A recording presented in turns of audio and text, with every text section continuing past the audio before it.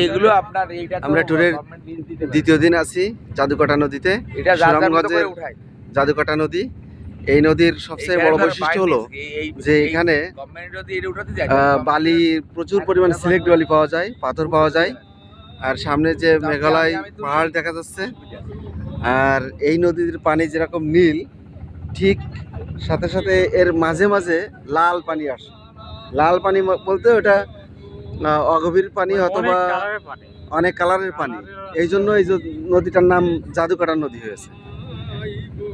আমি যদি একটু জুম করে দেখাই, তা আমার দেখা এ পর্যন্ত সবচেয়ে বড় পাহাড় এটাই। তবে ফোন বা ভিডিওর মাধ্যমে এই পাহাড়গুলো দেখানো আসলে বলে বা বোঝানো সম্ভব না। আমাদের নিজের দৃশ্য চোখে দেখলে বোঝা যাবে যে এই পাহাড়গুলো কত সুন্দর এবং কত বড়। আমাদের এই হেড স্যার গান গাচ্ছিল।